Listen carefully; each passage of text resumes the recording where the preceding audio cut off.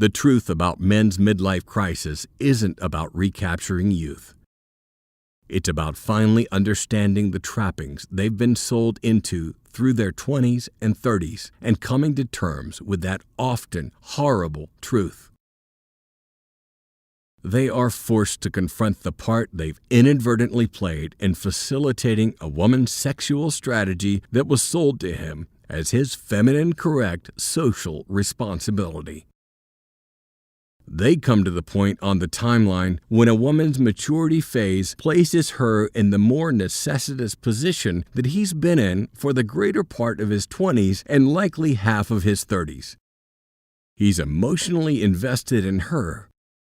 Or if not, the idealism of how he was sold a healthy relationship should be, and this conflicts with both his realizing his SMV or his lost potential of it, and confronting the reality of the part he played in facilitating her duplicitous sexual strategy. Some men do in fact buy the sports car, get the new hottie wife, or act in some fashion that appears reckless and irresponsible. This isn't due to infantilism, but rather a new understanding of their own position as men. They've lived responsibly for so long and for so little appreciation that when that true realization is made, they feel the need to move. The true nature of the game that's been perpetrated on them becomes clear, and they need to react. They become respected, put in the hours, the sacrifice, the centering of their own views, priorities, and imperatives. They realize now they've sold off true passions in favor of maintaining what others have told him was his responsibility, whether it was his choice or not. And all for what? A fat wife? A shrew? Maybe even a fantastic marriage and a wonderful family life.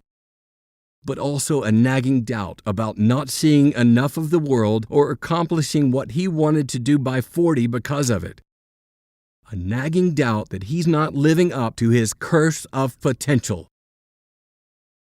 In truth, I worry about men who don't come to this crisis. These are the men who are truly lost. These are the guys who remain lifelong blue pills, happy in their ignorance or forcing down truths too terrible to acknowledge. The mature man. I once got into an interesting debate about the reasons why mature men tend to opt for younger women with whom to settle down with. As is to be expected from femme screech and their male enablers, the social shaming mechanisms abounded.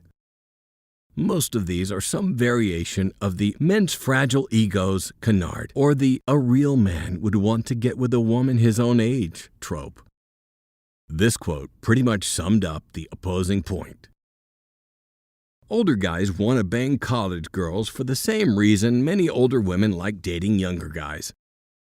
To live in a state of suspended youth and be reminded that they still got it. I half agree. Older women definitely want to think they still got it, with regards to their capacity to hold the attention of younger guys they find themselves in competition with younger women for. However, older men who naturally pursue younger women come to realize that they've finally got it.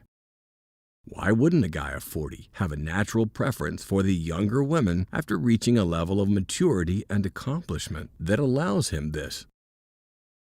Professional women tied to the male template of life's progression tend to think that they too should be entitled to the sexual attraction of eligible men by virtue of their mature achievements, professional status, education,